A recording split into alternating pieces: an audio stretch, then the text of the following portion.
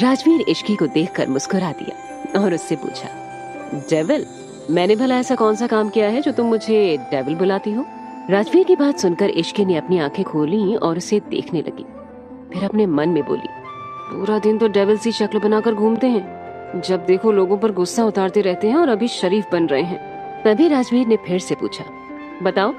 उसकी बात सुनकर इश्की बोली, मुझसे शादी। राजवीर बोला, तुमसे शादी तुम्हें किडनैप करके थोड़े ना की थी। ये सुनकर इश्की तुरंत बोली, जबरदस्ती तो की थी ना?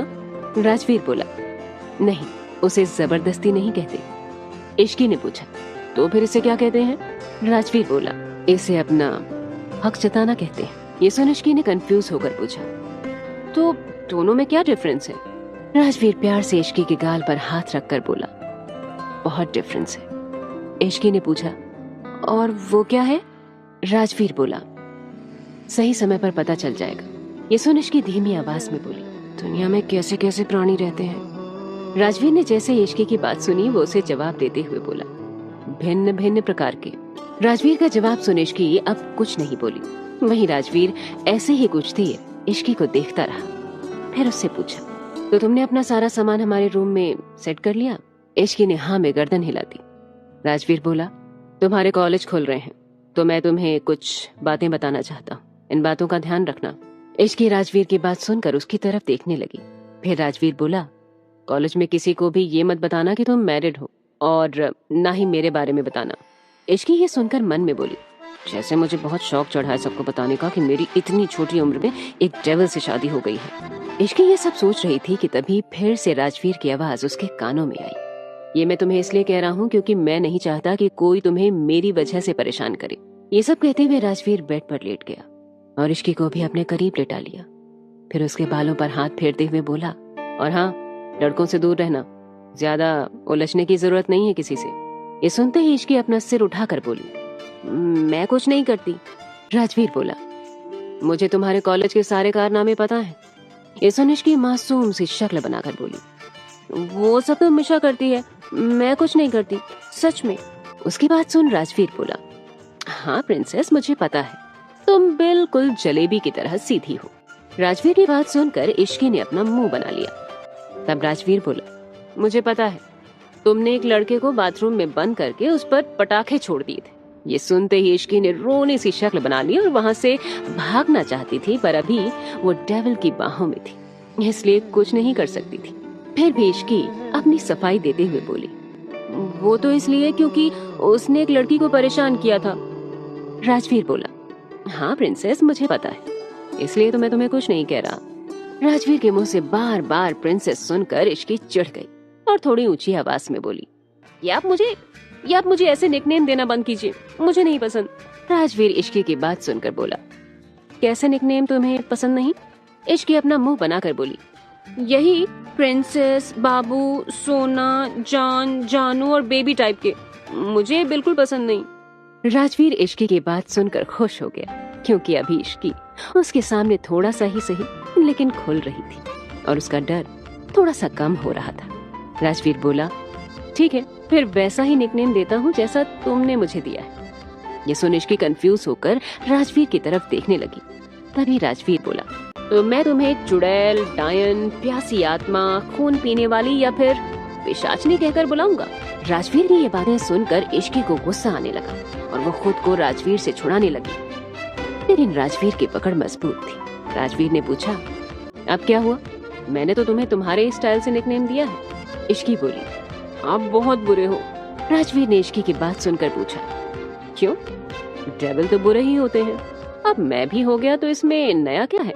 इश्की अपने मन में बोली, मुझे इनके सामने सोच समझकर बात करनी होगी। राजवीर को इश्की को अपनी बाहों में लेकर बहुत सुकून मिल रहा था। उसने धीरे से इश्की के माथे पर किस किया और अपनी आंखें बंद कर सो गया। अगली सुबह राजवीर की जब नींद खुली तो उसने देखा कि इश्की किसी छोटी बच्ची की तरह सो रही थी। ये देख राजवीर ने इश्की के माथे पर किस किया, उसके बाद उठकर फ्रेश होने के लिए चला गया। कुछ देर में राजवीर ऑफिस के लिए रेडी होने आया तो देखा कि इश्की अभी भी सो रही थी। ये देख राजवीर ने अपने मन में सोचा, ये कितना सोती है, कॉलेज जाने के लिए कैसे उठती होगी। उसके बाद राजवीर इश्की के पास जाकर उसे उठाने लगा। तभी इश्की ने नींद में जोर से राजवीर को एक किक मार दी। राजवीर सीधा नीचे गिर गया, लेकिन वो नहीं उठी। ये देख राजवीर जल्दी से उठा और टेबल पर रखे पानी का जग उठाकर पूरा पानी इश्की के ऊपर डाल दिया, जिससे इश्की हड़बड़ा कर उठ गई और चिल्लाते हुए बोली, बचाओ बचाओ, मैं डूब जाऊंगी। ये सुनकर राजवीर बोला, गुड मॉर्निंग। इश्की गुस्से से राजवीर को देखने लगी और फिर बोली, आधी रात को कोई किसी को ऐसे उठाता है क्या भला? इश्की की बात सुनकर राजवीर अपनी एक आईब्रो उठाकर बोला, आधी रात? सुबह के 8 बजे तुम्हारे लिए आधी रात हो रही है? Wake up and smell the coffee. आधी दुनिया कब की जाग चुकी है। राजवीर की इस बात पर इश्की तपाक से बोली, तो आधी दुनिया तो सो रही है ना? राजवीर इश्की के फेस पर हाथ रखकर बोला, हाँ आधी दुनिया सो रही है, क्योंकि वहाँ अभी भी रात हो रही होगी। राजवीर अपनी बात जारी रखते हुए आगे बोला, कल से अगर तुम टाइम पर नहीं उठी तो मैं तुम्हें उठाकर बाथटब में फेंकाऊंगा। राजवीर की बात सुनकर इश्की धीरे से बोली, कल से तो उठना ही है जल्दी, कॉलेज जो खुल रहे हैं। राजवीर बोला, कॉलेज नहीं भी होगा तब भी जल्दी ही उठना है। ये सुन इश्की कुछ नहीं बोली और उठकर बाथरूम की तरफ जाते हुए धीरे से बोली, सच में ये डेविल है, बच्ची को सोने भी नहीं दे रहे हैं। कुछ देर बाद राजवीर रेडी होकर नीचे चला गया और अपना ब्रेकफास्ट करके ऑफिस निकल गया। राजवीर के जाते ही इश्की नीचे जाकर सबके साथ ब्रेकफास्ट करने लगी। तभी घर में एक लड़के की आवाज आई, मॉम, डैड, दादी, दीदी, कहाँ हो आप सब? देखो मैं आ गया। यह आवाज सुनकर मिशा इश्की से बोली, लो आ गया तेरा दीवाना। अब बहुत जल्द ये दीवाने से देवदास बनने वाला है। जब इसे पता चलेगा कि जिस लड़की को ये अपनी वाइफ बनाने के सपने देख रहा था, वो लड़की अब उसकी भाभी बन गई है। मिशा की बात सुनकर इश्की हंसते हुए बोली, वैसे भी मैं कभी भी इसे शादी के लिए नहीं मानने वाली थी, तो कायदे से ये बाद में भी देवदास ही बनता। ये सुन मिशा बोली, हाँ ये बात भी सही है। वैसे मुझे समझ में नहीं आता कि हम दोनों जुड़वा हैं, तो इसमें इतने डिफेक्ट कैसे आ गए? इश्की बोली, क्योंकि सारी क्वालिटी तूने ले ली होगी इससे। ये कहते हुए दोनों हंसने लगते। तभी वो लड़का भी डाइनिंग टेबल पर आ गया और इश्की को देखकर बोला, हाय मेरा ये बेचारा दिल, तुम इतनी सुंदर लगोगी तो कभी ये धड़कना न भूल जाए। ये सुन मिशा तपाक से बोली, वैसे मेहर, अगर तेरे दिल का हाल राजवीर भाई को पता चला तो वो खुद तेरी ओपन हार्ट सर्जरी कर देंगे।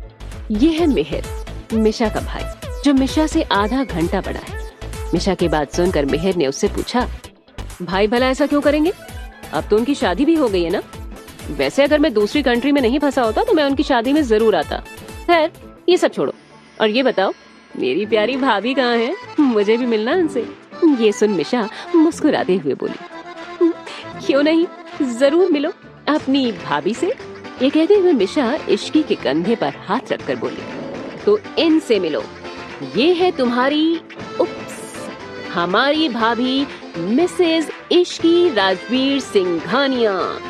ये सुनकर मेहर के चेहरे का रंग उड़ गया और वो हकलाते हुए बोला, ये क्या बकवास कर रही हो तुम? भाई तो संजना से शादी करने वाले थे ना?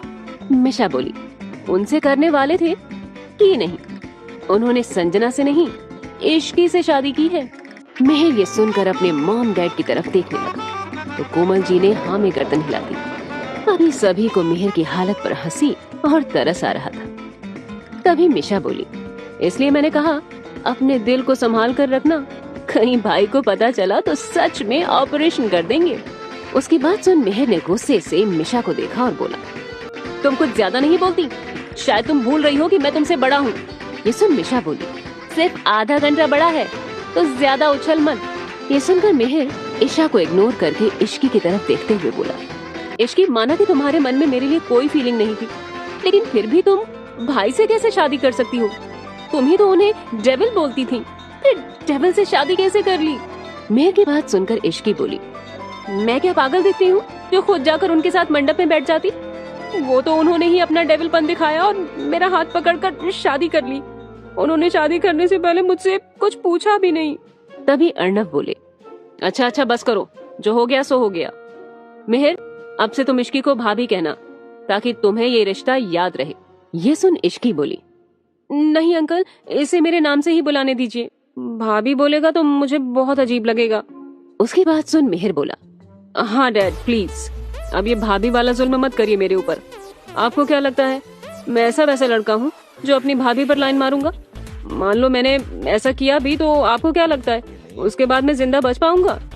मेहर की बात सुनकर मिशा बोली, और नहीं तो क्या, राजवीर भाई तुम्हें इसी दुनिया में नर्क के दर्शन करा देंगी। फिर अर्णव बोले, ठीक है, लेकिन ध्यान रखना क्योंकि तुम राजवीर को अच्छे से जानते हो। उसके बाद अर्णव मिशा और इश्की की तरफ देखकर बोले, कल से कॉलेज खुल रहा है तो अब अपनी पढ़ाई पर ध्यान दो, और खास करके मिशा तुम हर बार लास्ट आती हो, कभी कभी सेकंड लास्ट भी आ जाया करो फॉर द न्यू चेंज। मिशा बोली, डैड आप मुझे क्यों डांट रहे हो? आपको पता नहीं है क्या बच्चों में उनके पेरेंट्स की क्वालिटी आती है? आई एम श्योर मेरे में आपकी क्वालिटी आई है। मिशा की ये बात सुनकर सभी लोग जोर से हंसने लगे। तभी अर्णव बोले, अच्छा जी ये बात, तो भूलो मत राजवीर भी मेरा ही बेटा है जिसमें भी मेरी ही क्वालिटी है। ये सुनकर मिशा तुरंत बोली, हाँ तो कुछ केस में हो जाते हैं। ये सुनकर एक बार फिर से सभी हंसने लगे। उसके बाद सभी लोग ब्रेकफास्ट करके अपने अपने रूम में चले गए और अर्णव ऑफिस के लिए निकल गए। मिशा, इश्की और मेहर एक रूम में थे। मेहर अभी भी सैड था। ये देखकर मिशा इश्की से बोली, देखा मैंने कहा था ना ये बहुत ही जल्दी देवदास बनने वाला है, अब क्या ही कर सकते हैं इसमें, तुम्हारी किस्मत ही खराब है। तभी मेहर बोला, ऐसा कुछ नहीं है, ताजा ताजा दिल टूटा है तो थोड़ा सा तो सैड रहूंगा ना। वैसे ये बताओ रूही दी कहाँ है? मैंने आते ही उन्हें आवाज दी लेकिन वो आई नहीं। ये सुन मिशा बोली, लगता है अभी तक वो सो रही हैं। वैसे कल रात लेट से आई थी और कुछ परेशान लग रही थी। ये सुन इश्की बोली, तुमने पूछा उनसे कि क्या हुआ? मिशा बोली, नहीं, वो आते ही रूम में चली गई और दरवाजा अंदर से बंद कर दिया। तभी मेहर बोला, अरे कुछ नहीं हुआ होगा, दोस्तों के साथ किसी बात पर बहस हो गई होगी। ये सुन मिशा और इश्की भी उसकी बातों से सहमति जताने लगी।